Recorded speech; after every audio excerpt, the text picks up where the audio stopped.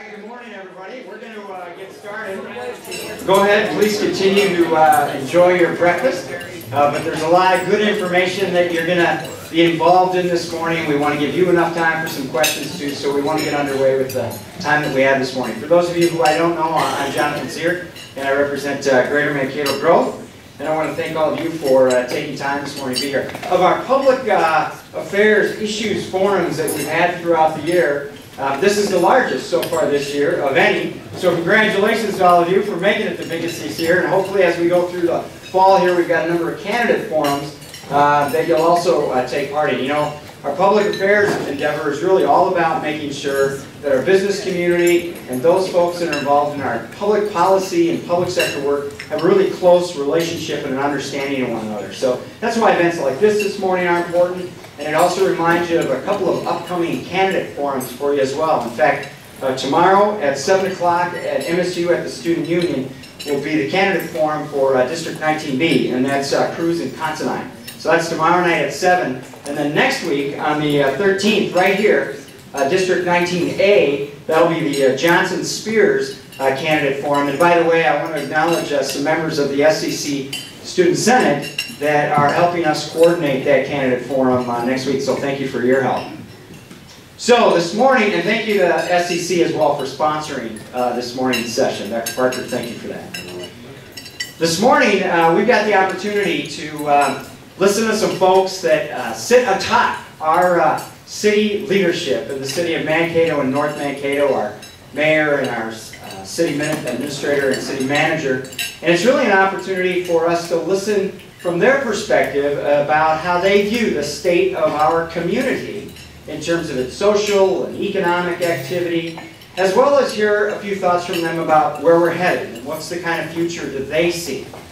So it's going to be your opportunity this morning to listen for about 20-25 minutes between each of the cities. And then when we're done with that, we'll hopefully have some time left and you can ask a variety of questions.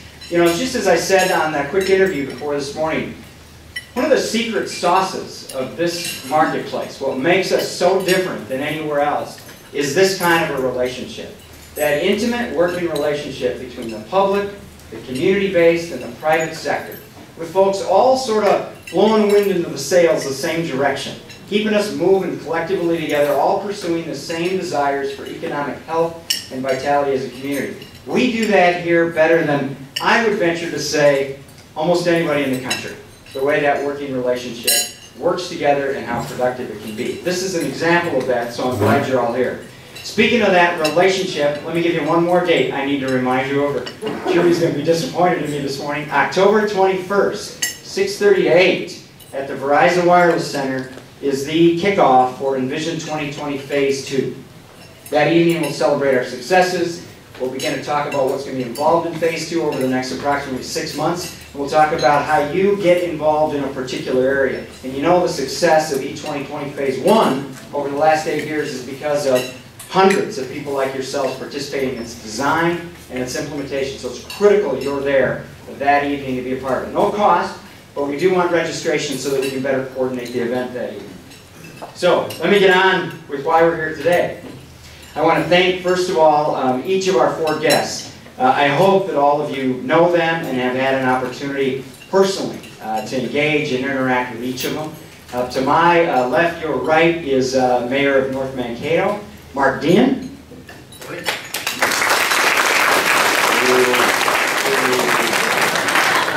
Already started, right? Peanut Gallery speaks as usual.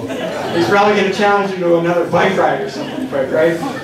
And to Mark's left, my left, your right again, is John Harrenstein, who's the city administrator for North Mankato. Welcome, John.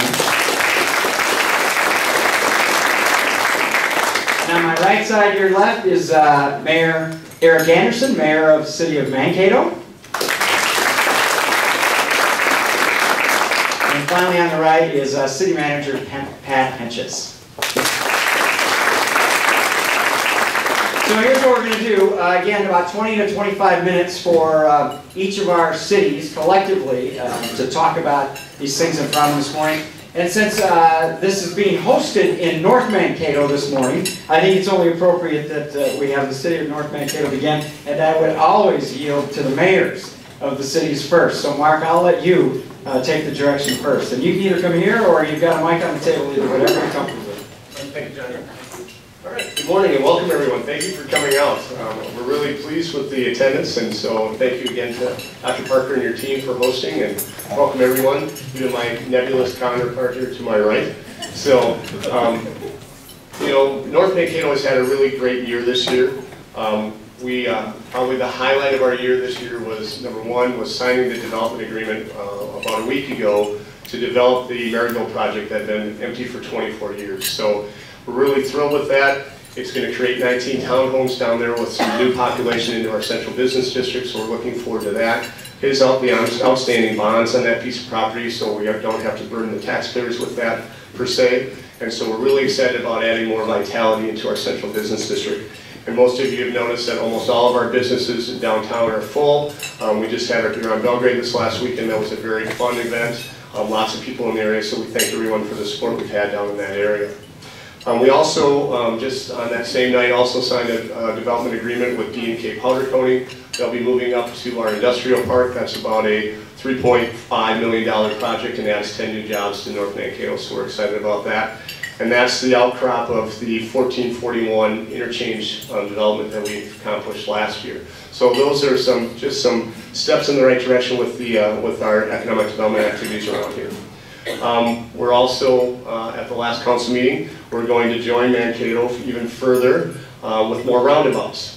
This intersection up here at Lookout Drive with Highway 14, the aprons you're well aware of if you've ever driven it are pretty terrible. They're the original concrete that was put in the mid-70s, and so we're going to be able to replace those on both ends. And thankfully to our engineering staff, they were able to secure grants on most of that from federal and a little bit from state. So it's a $4.5 million project that the citizens in North Mankato only have to fund about $738,000 on. So again, a big win for our community to get that infrastructure built without having to burden the taxpayers directly. We also have our Old Belgrade Hill project. It's a big infrastructure project for the city of North Mankato, about a $1.8 or $2 million project that we're doing to upgrade the infrastructure between the upper and lower halves of the city. So those are good things for us. And the best part of that was when we were bonding for that, it reaffirmed our AA bond rating that had been downgraded a year before, and thanks to the work of Mr. Harrenstein and the financial stewardship that the city has undertaken, where our bond rating was reaffirmed, so we're back to where we were before. And so we're thrilled with that because that again saves taxpayers dollars, and we can do it in a more efficient fashion. Our council also recently passed a 0% property tax increase for the upcoming year. We enjoyed about $150,000 of growth in our tax base this year, and so we're going to be able to stay within our means and live on that within that budgeted dollars, and just the new costs of including a new police officer on staff will be absorbed by the fact that our property tax base has been growing, which compared to a lot of cities in the state is not the case. So we're really thrilled that we're seeing that kind of growth in our area.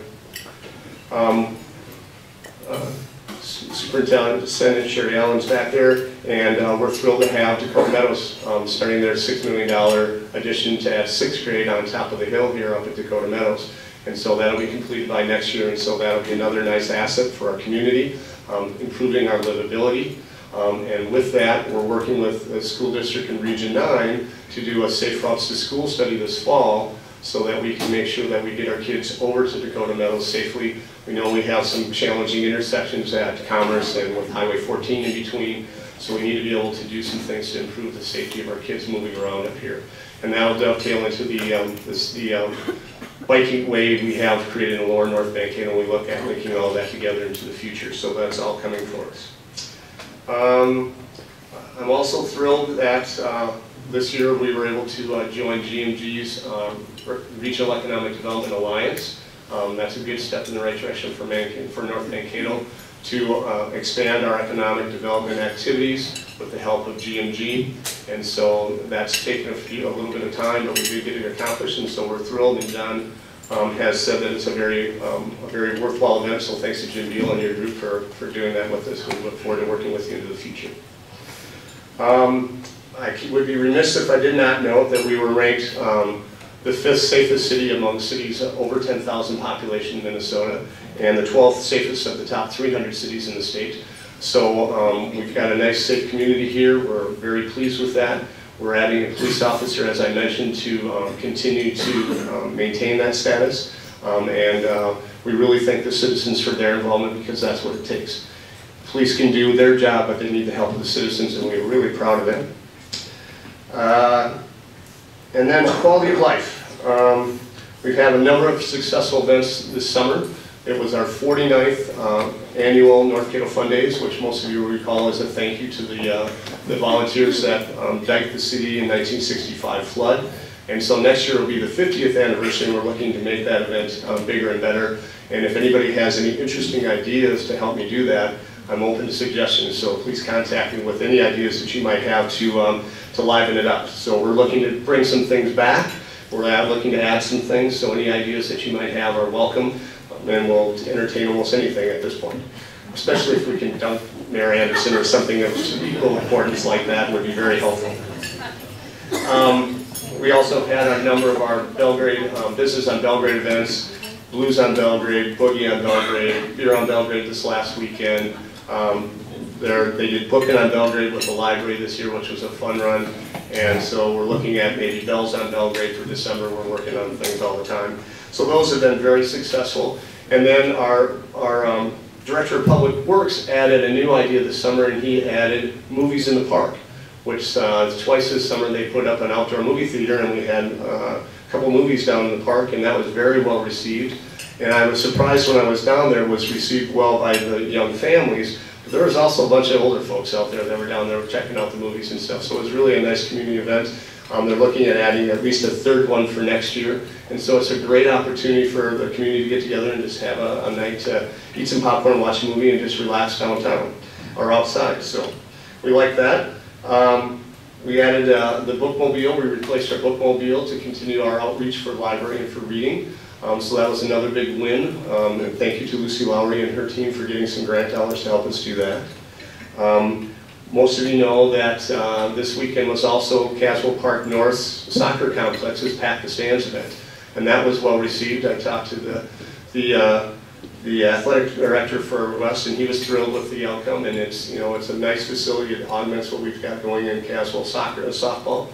And so we look forward to that facility really expanding and growing and drawing more people to our area into the future. So if you haven't been there, please check it out. It's just north of the Camelot Trailer Park over there.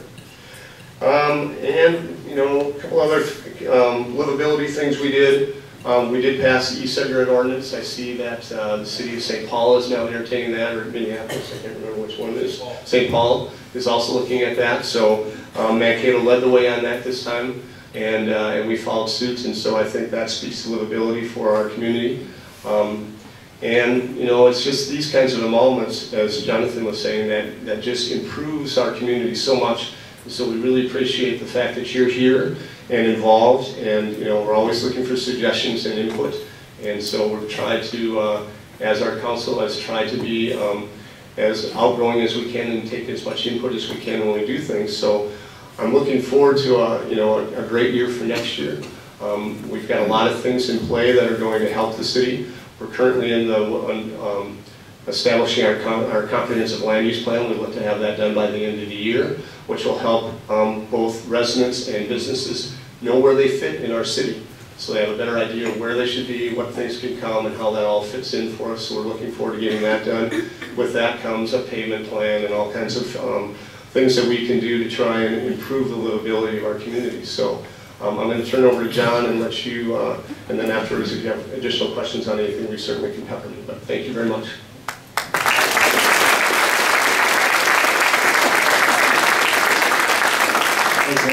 And Mark's counterpart in City of North Mankato is City Administrator John Harrenstein. John, how long have you been here now? A year and a few months?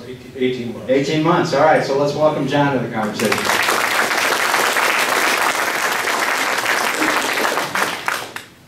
It's always difficult following Mr. Dehen. He's recited all of our successes for the previous year.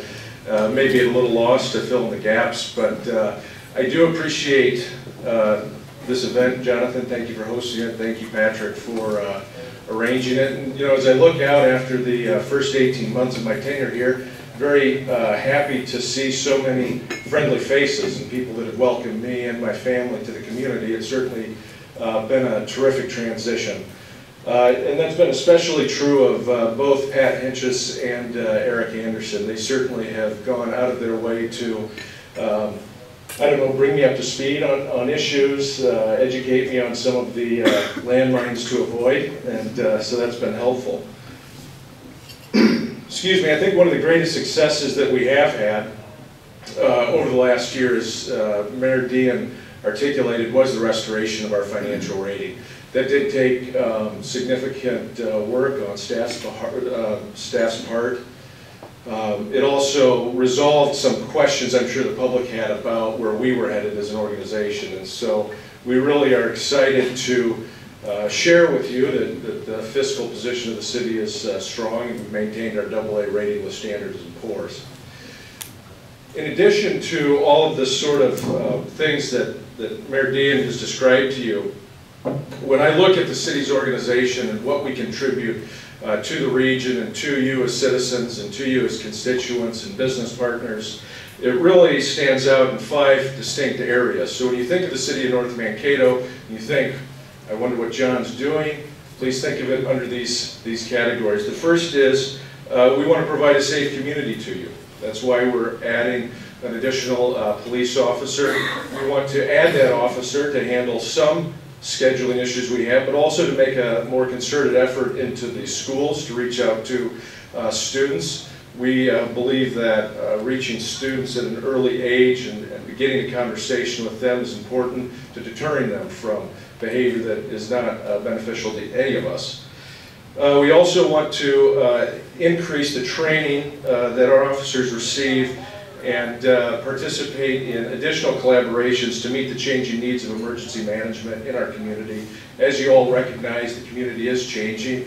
As we get larger, we will face different issues associated with public safety, and it's important for us to participate in regional things like the drug task force, like the SWAT team, like coordinating with agencies out of the Twin Cities, so that we're aware of all of the forces that come to bear on maintaining safety in North Mankato and the region.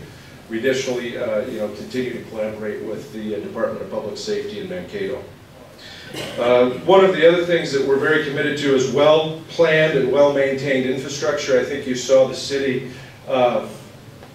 extend or take a big commitment when they pursued the interchange at Highway 14 and 41. That investment is proving well for us. We did sign a development agreement with D&K Powder Coating. It'll be a 25,000 square foot expansion in the industrial area. In addition, on property that we do not own, we signed an annexation agreement and look forward to future development in the outlying areas. So we're very excited about that. One thing I did mention is with our continued partnership, or new partnership, with the Regional Economic Development Alliance, we even have a few more prospects up at the industrial park. So that just proves not only the value of that partnership, but what can be achieved when we do continue to work together. In addition, other than the industrial park that's going to prove to be a wise investment, we will be installing a new well to maintain adequate water supply for the community. As Mayor Dehen discussed briefly, we are finishing a sewer project up Old Belgrade Hill, and we will certainly resolve the safety issues at 14 and Lookout Drive. Anybody who's been there on a spring day sort of looks like you're through the Gaza Strip, as I call it. You know, the road explodes, and I drove my father-in-law through it, and he said, well, my gosh, where have you arrived? So we're glad to see that project moving forward. The third category that I think about when we think about what the city of North Mankato is doing is maintaining a commitment to outstanding recreational assets. Certainly, as we've grown, as we're becoming, as we arrive at the metropolitan statistical area status, our citizens have an increased expectation of amenities for quality of life, amenities for youth recreation, amenities for trails, increasingly the cities are asked to fund those. With our sales tax dollars, we completed the soccer park, or the Caswell North soccer fields that were opened with the East-West game on Saturday. What a fabulous time that was. We had 600 cars up there. In addition, we began work on Benson Park. And we now need to look to completing that regional asset. That's more of a nature area.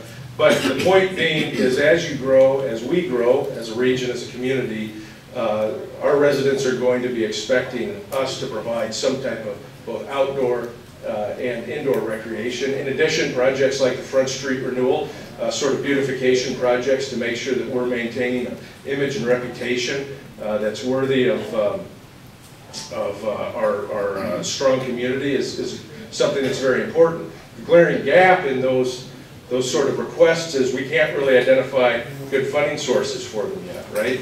Nobody really wants to pay more property taxes. Sales tax is sometimes gobbled up by other projects. So it'll be sort of important as we move forward under this idea of outstanding recreational assets to come to a consensus as a community on how to fund it.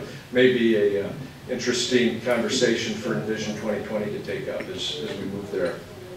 The fourth area is maintaining a growing and vibrant business district. We were certainly happy to have the Marigold Courtyard Townhomes approved. I remember listening to Pat discuss at one of our meetings with college presidents and the chambers that he never really was satisfied with Walmart moving forward until he saw the dirt movers on the site. I think that to some degree is my attitude on the Marigold Townhome Apartments. But I don't really fear that won't take place, and I think we're all excited to close that chapter in the city's history and welcome a brand new housing option in the downtown area.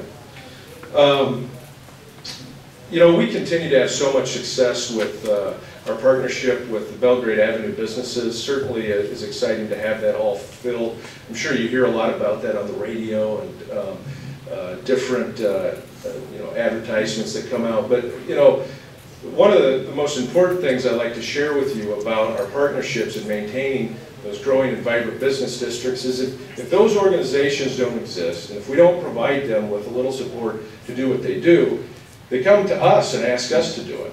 And they want us to provide the entire resources to maintain that business district. And I don't know that anybody in this room would suggest that we're the right person to do that. So one of the key ingredients to these successful communities is partnering well with groups like Business on Belgrade, maintaining our role on the City Center Partnership, serving in a capacity on their board, assisting that City Center move forward. Because of course that all is in the end, it's good for all of us. And then finally, the fifth area I talk about is our commitment to maintaining an excellent quality of life, engaging the public, and partnering with the region to advance mutual goals. You can see on a variety of topics, on a variety of issues this year, where we've succeeded. E-cigarette regulation, public access partnership, creating just an entirely new venture up at the Bethany College that will reinvigorate the public access station and will offer a whole host of options to the public, as well as increase our ability to educate the public through the cable access and other venues. We certainly followed each other and followed Mankato's lead on regulating offender transition housing. That's again linked to our goal of maintaining a safe community. And while very small, I would encourage you, if you want to know what's going on in the city of North Mankato, to sign up for our e-newsletter online. You can go to our website. It's a very good source of information to understand what's going on. And finally, I see the shepherd's hook coming towards me. The joint effort we had on the solid waste bidding process, which returned a very great savings to the city of North Mankato of about $1 million over 5 years. That is certainly an example of how partnering with one another has really helped us succeed. So thank you.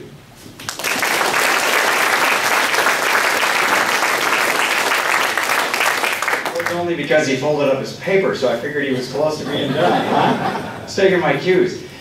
We are a community, and as a community we do have 2 cities that are part of this singular community that we have. So next up we'll hear from the city of Mankato, and again we'll yield first to Mayor Eric Anderson. Mayor? Thank you, John. Good morning, everyone. Mark's got a fork pointed at me. That's the air here. So. Good morning.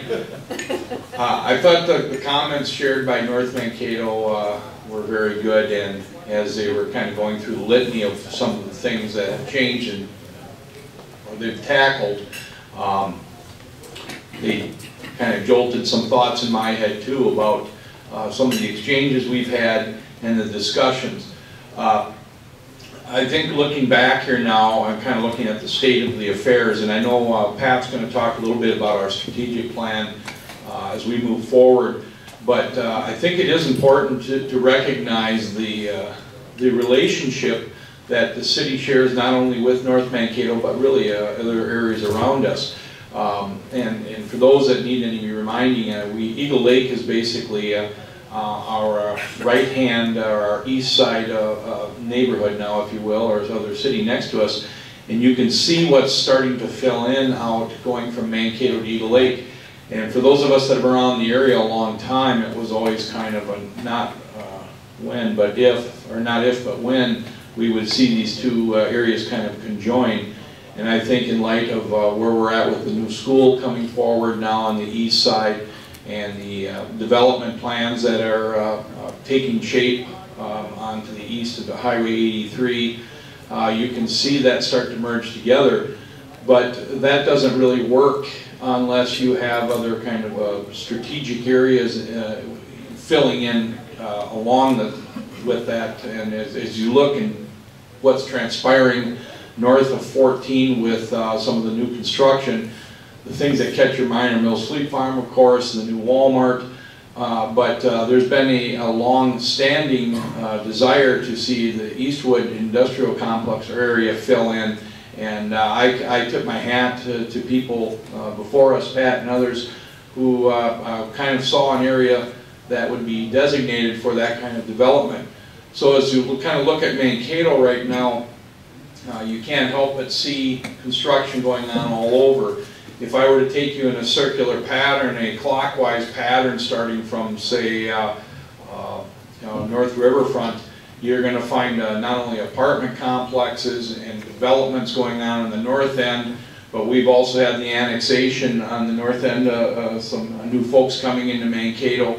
And then as you start to traverse through the industrial area, we've had some manufacturers that have broken ground and constructed.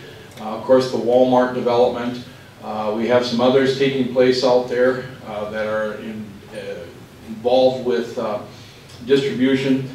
And then you start to look towards Eagle Lake, and that expansion, if you will, is really kind of something that I think we can see going forward. With the and I see Bob Myers here from the county, that relationship with the city and the county, because we're running into situations now where it's not just simply running out some water or repaving something. We're talking about new roads. We're talking about the change on County 17, or County 12 and the 17, where we have a bridge put in. We have all this new infrastructure, and you have to kind of stop and remember that that is the area going forward, I think, that is the most enticing for further development. Well, that one begets the other. Now we're looking at, or I know the county's taking into consideration an extension from 12 all the way down to 83. You start to see that filling in that area between the 2 cities. And so while I look at that and think that that's where we're going to see the growth, that's where we're going to see the constructions and so forth, we also have to be cognitive of what's to our west. And for that, I would like to commend North Mankato on the stewardship and I believe the impetus was put on to take a very good look at your financial situation and to address that head on, because it is for the benefit of Mankato that you're doing that too.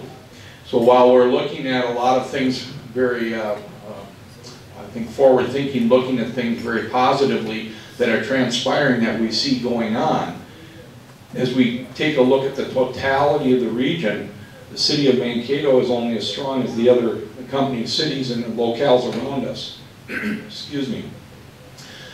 And it's easier to see things manifesting itself in Mankato, pardon me, because some of the projects are on a very large scale.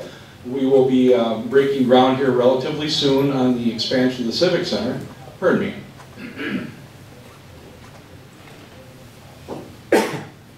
And I see Rick Strock is here. And of course, a few days ago, we were up to announce basically the groundbreaking of the expansion up in MSU. And we're a benefactor in many respects of a lot of the good economic conditions of South Central Minnesota. If you take a look at what's transpired with our hospital over the years, I mean, these are things that I don't want to take for granted. The cancer ward, the heart center, the efforts that the clinic has made. You look at, for example, what's going on out by Wickersham. These are the children, where the children's health is concerned. We just have a lot of things that are taking place, and sometimes it's very difficult to wrap your heads around it. And we have to look at it in the totality of what does this mean again for the region, what does this mean for all of us. And I think as we kind of are doubling down on our higher education and doing a lot, especially on the healthcare side, what you're starting to see to come to complete fruition is the entirety of a local economy that can maintain itself through different cycles, different economic cycles. And I'm going to cut off here in a little bit, but Pat talked about the strategic planning, but we've discussed this before too.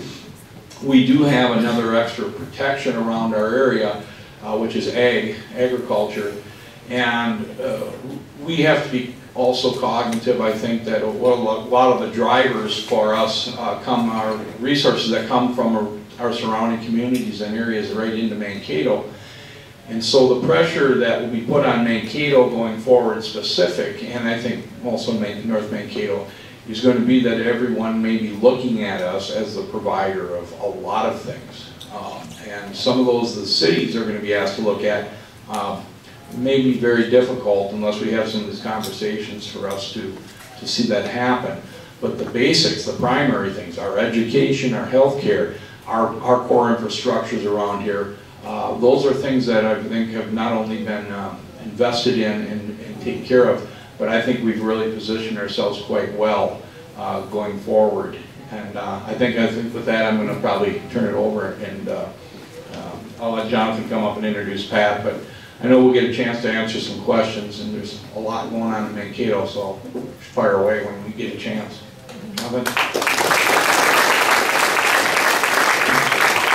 Thank you, Mayor Anderson. And finally, City Manager for the City of Mankato. Pat, how long? 18 years. So a veteran in leading our community. So with that, Pat Hentges.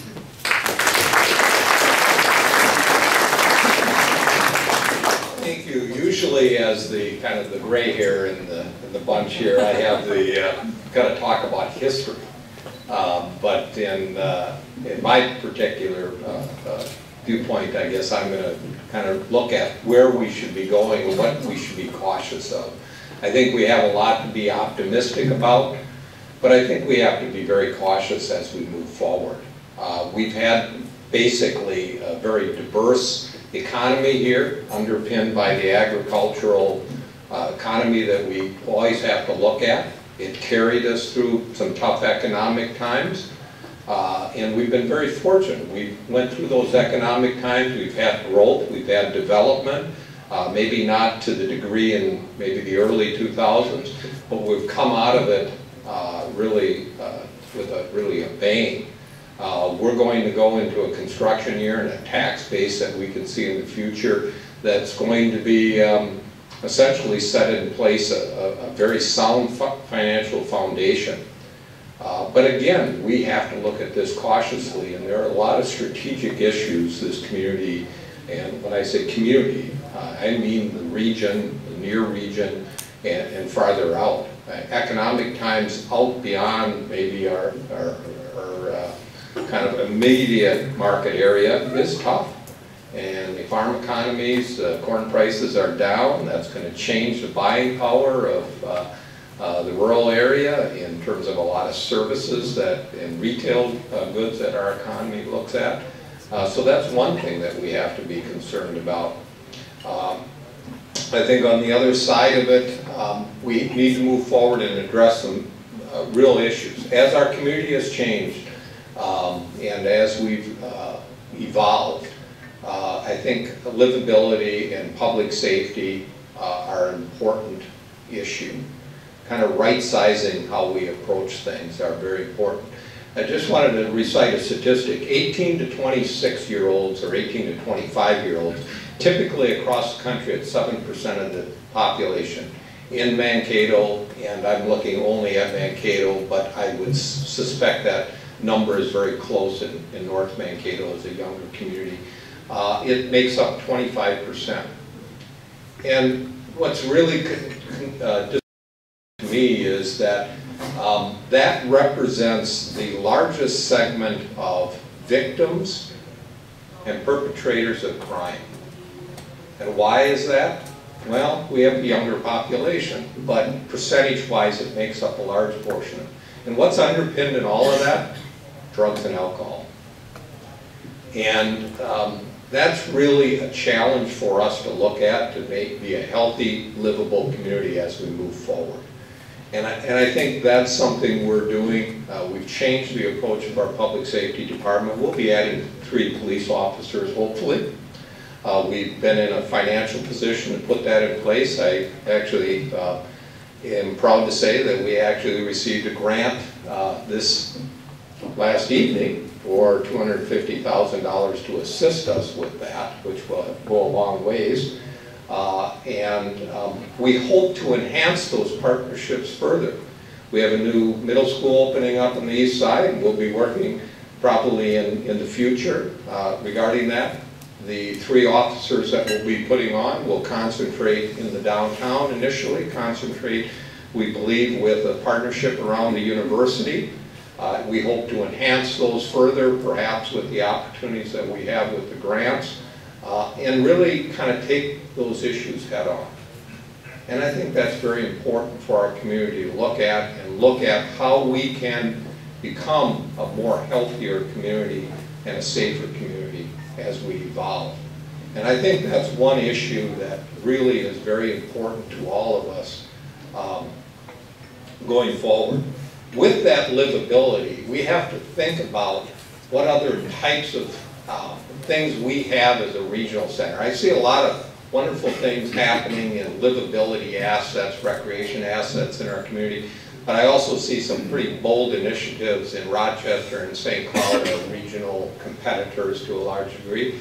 And I think we have to think about how we can position our community to be healthier, to be more livable, for that large investment we have in the young population here and the investment that we have to retain. When I came here 18 years ago, our biggest challenge, what I heard from the chamber, the VIDC, the university, how can we retain that young population, not only to go to college here, but to stay here and be productive? And obviously it's jobs, but I think for many people it's the livable assets.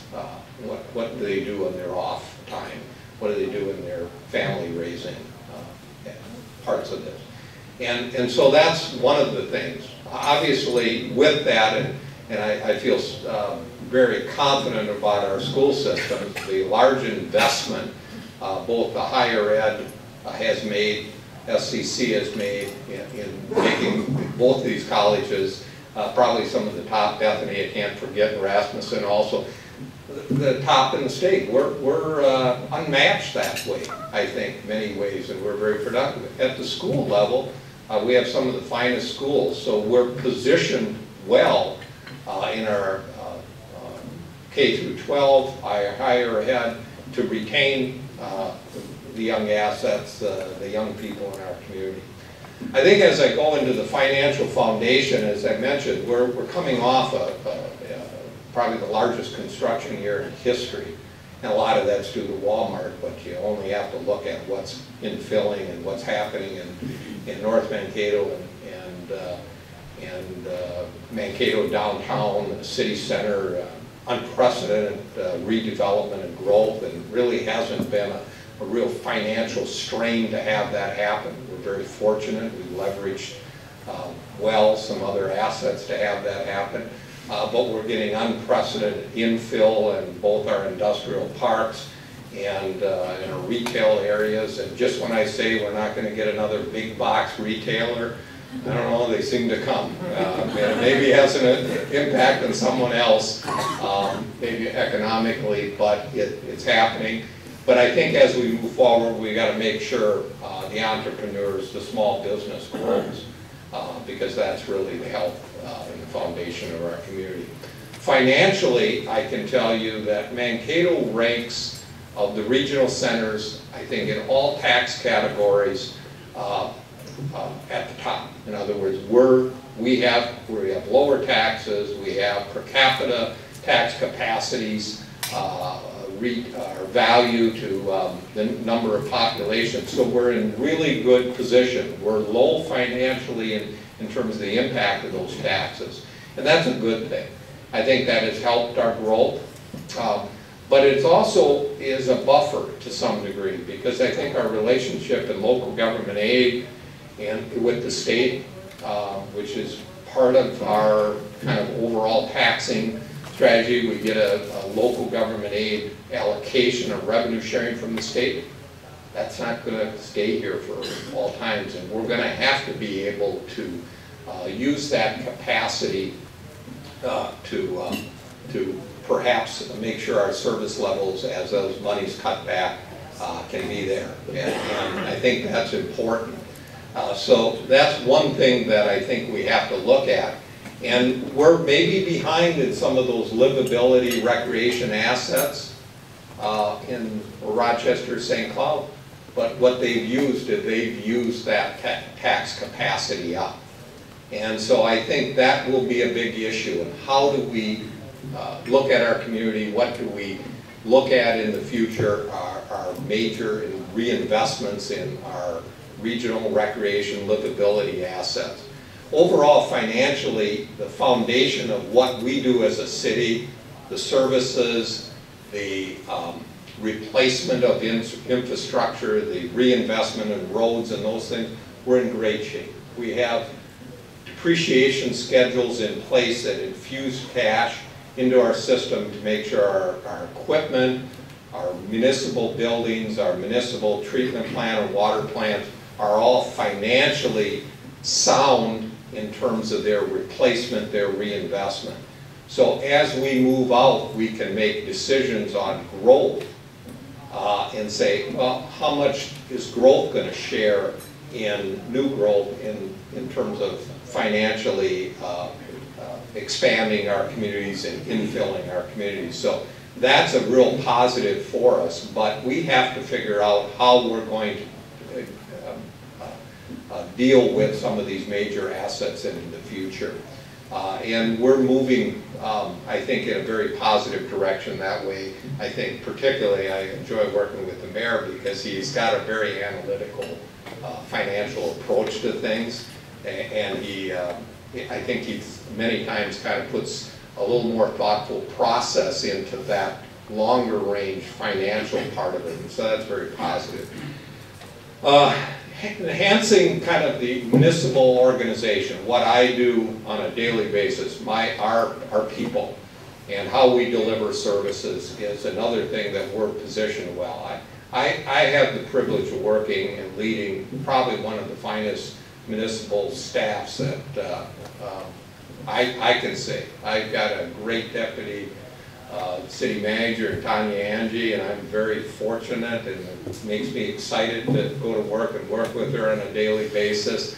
But I've got a great group of employees, and we've changed some things within our organization. I would take this group and say They have some of the finest efficiencies. They're building their customer service skills. They're problem solvers, and that's great.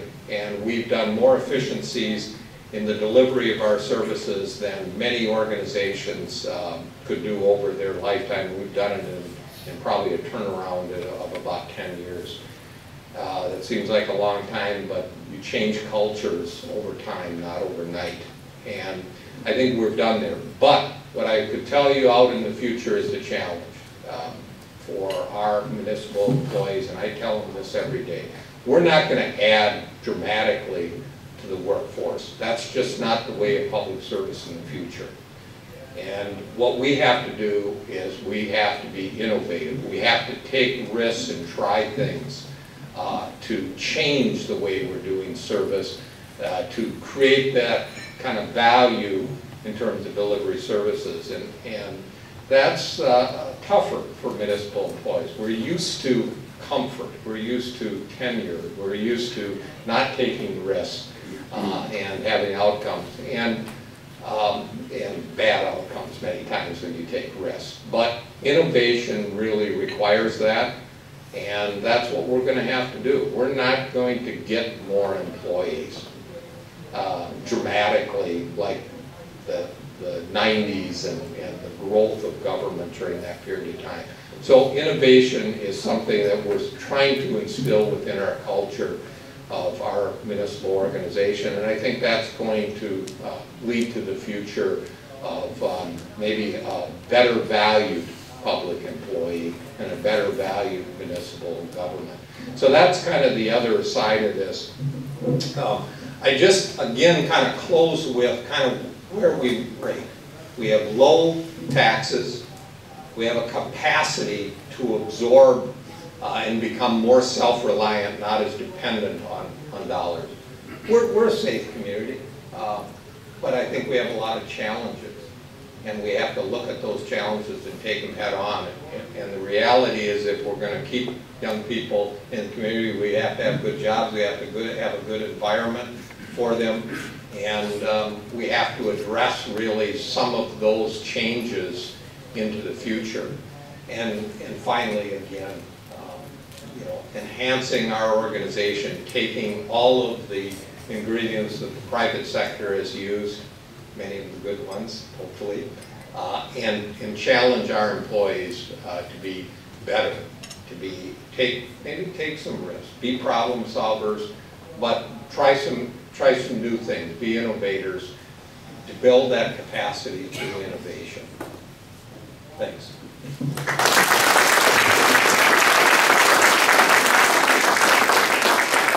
Thanks, Pat, Eric, Mark, and John.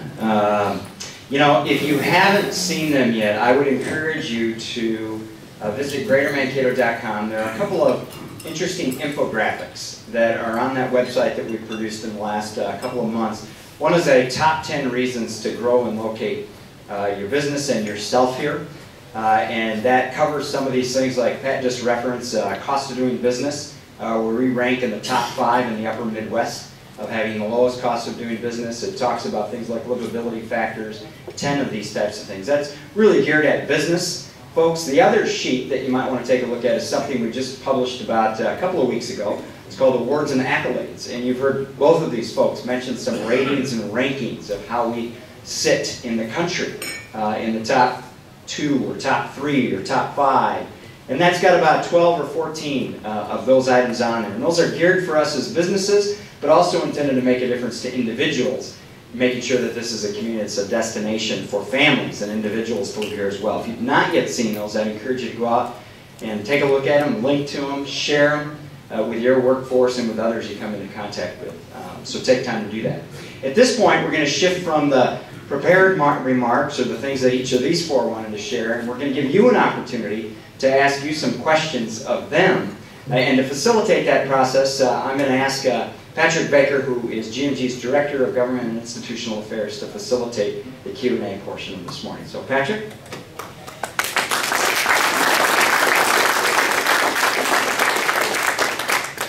Remember, if you have questions, the more personal to Mark, embarrassing questions to Mark, the better off we all have.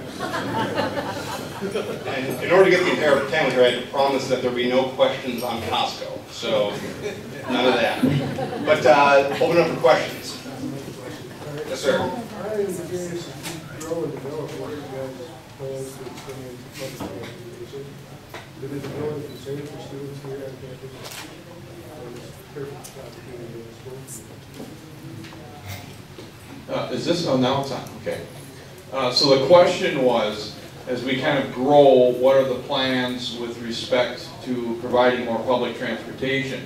Actually, Pat and I were just talking about this last evening for a little bit. And Pat can talk a lot more about kind of the history of the funding of public transportation. If you're looking at it from a regional standpoint, or with respect to connecting the dots within and around Mankato, some of that will probably fall along on what the state is prepared to do in providing the systems. Right now, with the city of Mankato, we levy $160,000, I believe, annually for mass transportation. And a lot of that has gone into now building up a system where students are the primary benefactors of using our mass transit. If you look at our mass transit options, you'll see a clearly delineated areas throughout town where the buses will come and pick you up and take you, including coming over here to North Mankato. However, the capacity to add an extra line or to add additional drivers may not increase even if we add another bus or another route. It only has so much capacity. If you want to go and take those students or take younger people outside of Mankato, now this falls into something at the state level where if you look, I think in general, south central Minnesota it has real difficulties. A lot of there's been a lot of discussion about trying to figure out how to bring people to and from Mankato proper. I know there's some private Jefferson lines and others are looking at trying to get some routes done to get us to larger towns like Rochester, Owatonna. But the answer to, I think, where you're going with this is that if you're looking at just the Mankato service right now, in order to add another route, in order to add another some extra capacity in there, I think it's going to be a challenge to figure out how we're going to do that as a local municipality if we're not seeing additional dollars maybe coming in from NIMDOT or other places. Pat, can you expand on that? Yes.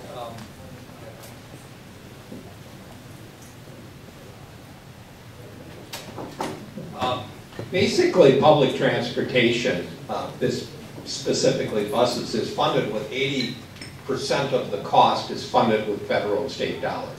So if we wanted to add a route, say for example, between the two campuses or between connecting SCC into something else, we'd have to, first of all, be successful in getting that 80% and compete with that. But the second part of it is a guarantee that we get the 20% local share paid.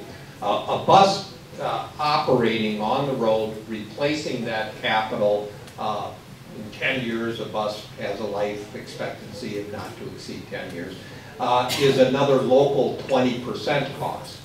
And that's the guarantee. What has been successful is we've managed to increase ridership to almost full capacity in our system, primarily through the model of MSU and their students putting in place the green fee to cover that 20%. And then we've managed to use that guarantee to leverage that against that 80% federal share. But there is a challenge with that also, because not only does a bus route that we add into the system to make it convenient and attractive to the customers, we do have to have that 80% and that 20% local share to buy the bus. And the transits run us $300,000 a year, so you can do the math on that, and that's kind of, you either pay for that up front or we have to work out an arrangement that's built into the cost of operating that system. And we're competing essentially as the small metro area with Minneapolis and Rochester, or St. Cloud, Duluth, etc., with those transit dollars. But you know, it is something that I think we're very interested in looking at to enhance our transportation system in the core, but also be able to interconnect the transportation system, whether it be Eagle Lake or Lake Crystal or St. Peter into the future. But the math is still the same. Every route you run has that kind of component to it. And that's the challenge that you see in coming up with a good stable source of funding similar to maybe other areas have used to be able to cover that kind of developmental cost, that 20% share that you need in the early stages.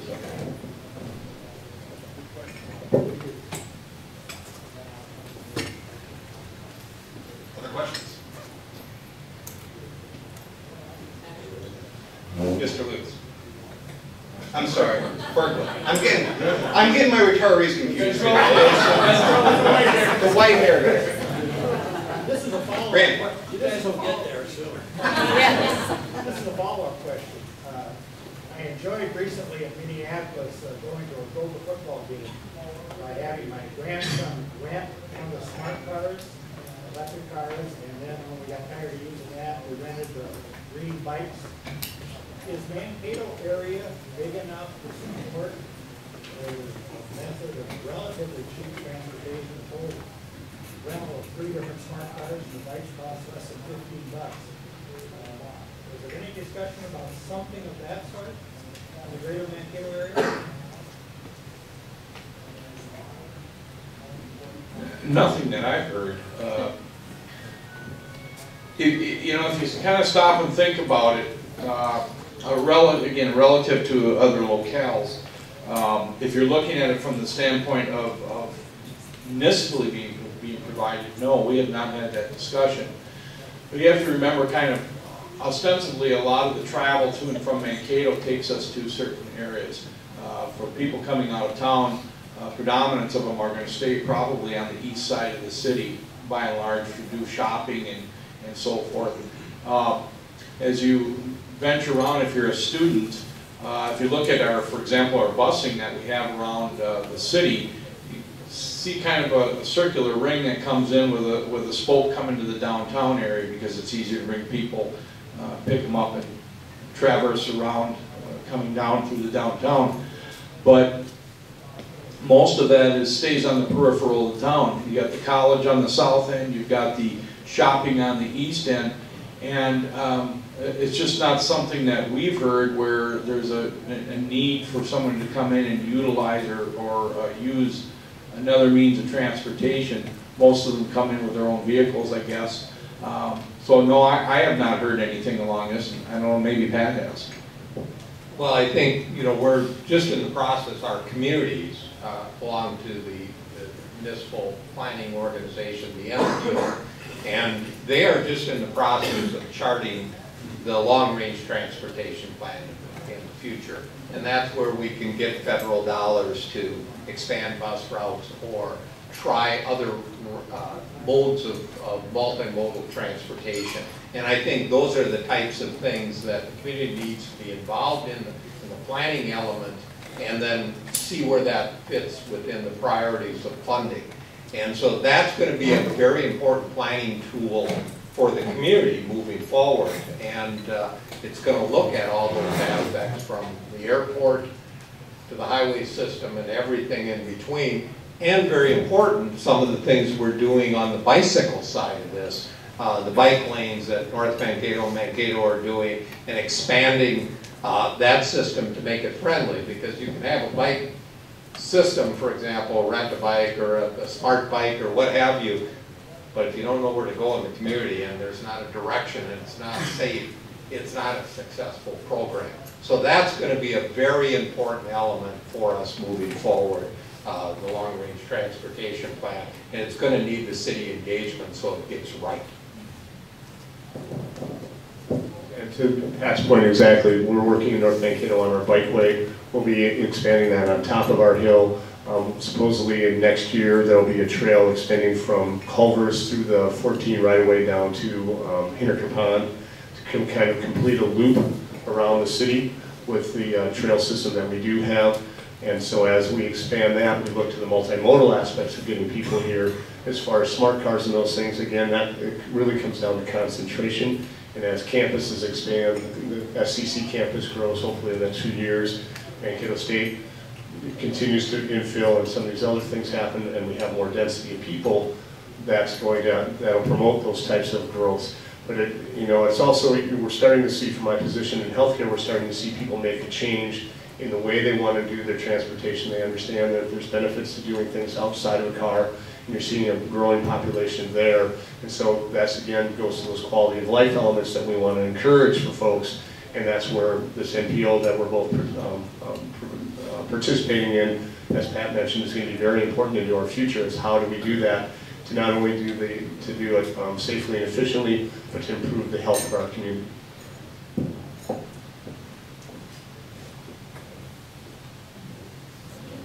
Yes, sir. Can both of you give us an update on the Highway 169 corridor from Webster Street to Highway 14? I would have to defer to Mr. Freiberg, and he's not here. He's the one participating in that. I've been working on the Highway 14 partnership. And Fred's asking about something I think that's very interesting. I'm looking back 4 years ago, the first intergovernmental meeting that Mark and I had as we were newly elected and met together. That was the first thing on the docket, was to talk about this. The Highway 169 Coalition, which is similar to the Highway 14 partnership in that it's an advocacy group for improvements, had stated at that time, this was 4 years ago, that interchange in this area was the second largest priority along the entire 169 route, which goes all the way up to Ely. And subsequent to that, of course, MnSHIP has come up, MnDOT has come up with their MnSHIP plan, which is a 20-year review, a 20-year forward-looking analysis of transportation. And while our focus has been almost squarely on the Highway 14 aspect, the Highway 169 issue, Fred, is still up in the air. We're not clear when, if, and when there will be movement on it. And I'll ask Pat or John if they want to comment. But we have to be cognitive here that as MnDOT is looking forward and they're talking about the deficits that they believe they'll be facing, $12 billion, a part of that goes into right-of-way acquisitions, certain other things that they do preliminarily to ensure that there's abilities to build and reconstruct. And I'm not sure if we don't see some movement on that in the next 5 or 7 years when that may take place. So right now, there's people interested in knowing this. There's businesses along there. There's potential for new capital to be open, to be put to use down in that part of our area. And I don't have any more insight, I think, Mark, than anyone else. And with this idea, you hear MPO, basically think of it as a planning organization that utilizes different jurisdictions, the counties and the cities, to try to take a look at our area here and prioritize transportation. And that corridor, that exchange, 4 years ago, 5, 6, 7 years ago, I think there was more discussion about it than there is now, because we're fighting for very limited resources. And the Highway 1, the 14 connection has taken a priority, at least at this time. Pat, do you have anything else to add? Well, I mean, the long-range transportation plan that the MPO will put in will address that issue. It will prioritize that issue and really determine the federal dollars that this area gets for transportation, where should it go. And I believe that it will be one of the high priorities of that. Now, whether or not any significant amount of discretionary federal dollars can roll to that is a whole nother issue. Whether or not there will be sufficient direction of entitlement federal dollars to go into that remains to be kind of a federal issue going out. But that is the obligation of the MPO to say, is this number one, number two, or number three priority for our area? And we're all going to end up making sacrifices in terms of individual priorities for our communities as a part of that MPO process. And maybe the fifth priority. It may be the first priority, and then what's going to happen is everything falls in line as federal dollars become available or get programmed by MnDOT. And it also kind of puts some priorities on MnDOT for investment of dollars in this area or not. So that's a key issue that really can't be kind of swept aside in the future long-range transportation plan that the MPO will put forth in a year.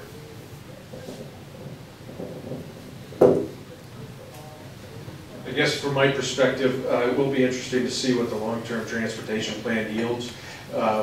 Certainly the safety issues around that interchange need to be resolved. In addition, I believe that that corridor represents an opportunity for the area for increased commercial development and sort of better arrangement of what we have out there. But significant to North Mankato is how the Webster Avenue interchange will be addressed. We just certainly believe that we need to maintain access, and there's just no agreement among the three parties involved on that particular issue on how to proceed.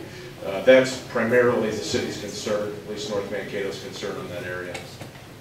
I would just add that the extension of Highway 60 to the south, as that's supposedly completing in 2017, well, we've all been focusing a lot of attention to Highway 14. The 60 corridor actually gives us a connection to Kansas City and beyond.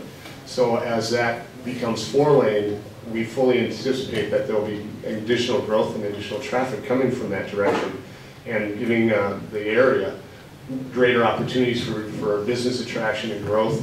And so we want to try and address that, and that's why it's so important that we participate in this MPO process so that we can plan for the future and then leverage the dollars. And I know the MPO is right now in the process of rating all of our streets so we know which ones are available for federal funding and those things, and upgrading the maps, some of which haven't been looked at in over a decade. So those all come into those formulas, and that's going to be part of that process as we go forward. Other questions? Pat had alluded to that he felt, or that he believes of strategic importance to the community is public safety and enhancing the livability of amenities. For the city of North Mankato, Mayor Dehen, does that mirror what you're seeing, or do you see other areas of strategic importance that would take priority over some of Pat's beliefs? I'm in full agreement with what Pat's saying, and that's why we are also looking at an officer now. I've said this often, we've got a lot of accolades out in the press right now. We're seeing all kinds of things. Jonathan alluded to, 12 or 14 points. The downside is the bad guys read that stuff too. And we want to stay in front of that so that we don't see things go downhill like St. Cloud has seen recently and those types of things. So the strength of our assets and the strength of our force, police forces stay in front of those issues while we still can keep them nipped in the bud is really critical to maintaining the quality of life in this community. And so, there's, as Pat said, there's a lot of young people in here. Well, we love having the young people here. We also recognize that that is an attraction to certain elements of society, and the young people with maybe a little less experience or maybe a little bit more vulnerable to those things. And so we want to try and stay in front of that. It starts right at the schools in the young grades, and as we alluded to, making sure we have police in the schools to try and set those relationships up early, and then carrying that through so it lasts throughout the entire community. So that continues to be one of our priorities as we go forward. And so thank you. I want to piggyback on that because we did touch on it.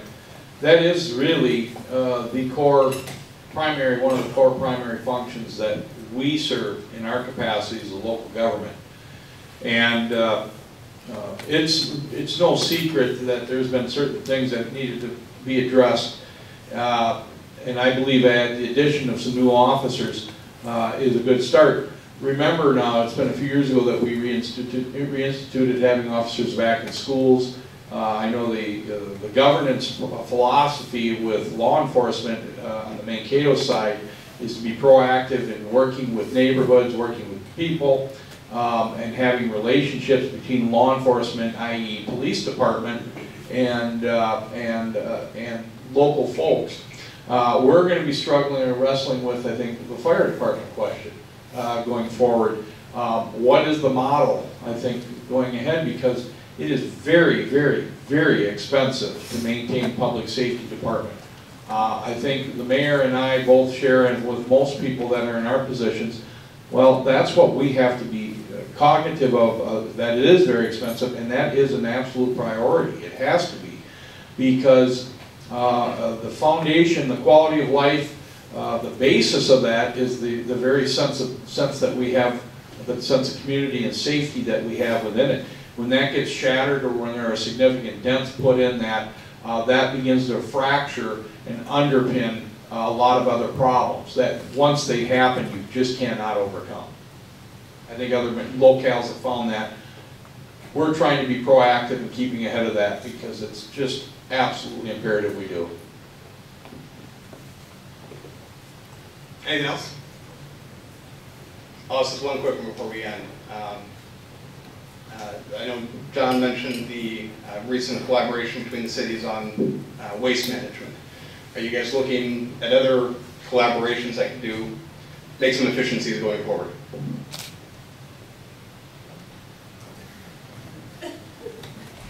You know, we always, here's the thing that's so good about that waste management collaboration we did.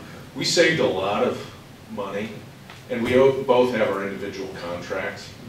You know, so from a business perspective, I think that's what groups like yourself look to us to collaborate on, because you see that savings is very important to just sort of common sense business practices. We followed that collaboration up with the public access collaboration on sort of retooling that. So I think you're going to see, I don't know if we can continue the fireworks as $1 million over 5 years all the time, but you know, we communicate weekly on different issues. I think there's a lot of small things we collaborate on behind the scenes that you probably never hear about, but you know, certainly we, you know, we're going to continue to look for opportunities when available. Well, you know, I think, again, John probably looked at it. I mean, a thing like the waste issue, that kind of garners the headlines. But the reality is I think if you listen to all the elected and appointed officials here, it seems like we're very locked in step.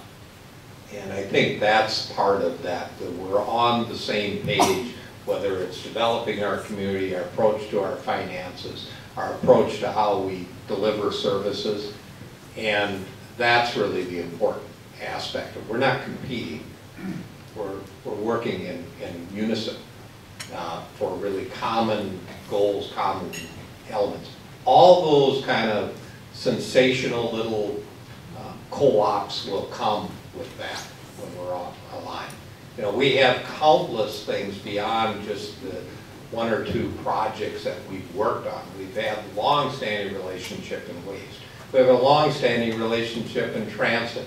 We share a lot of advice back and forth. We write ordinances and copy each other's ordinances so that we have commonality in how we govern and how we deliver services. So I wouldn't put as much into kind of the sensationalism of each project. It's the communications that the 2 mayors and the 2 councils have. It's the communications and the daily bouncing off of ideas and advice between the 2 managers, and for that matter, the other folks, the economic development collaboration that GMG brings together with the Regional Economic Development Alliance.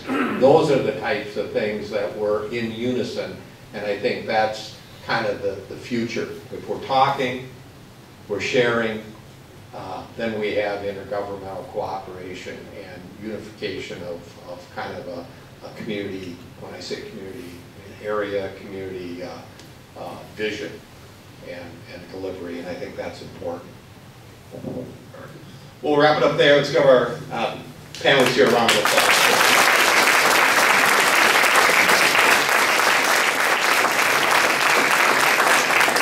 I want to thank you all for coming. Again, thanks Ulster College for hosting, and I look forward to seeing a bunch of you at our upcoming candidate forums in October. We've got 4 of them. You can get all the information you need at greatermankatoelections.com. Have a fantastic, what day are we on? Tuesday. Thanks everyone.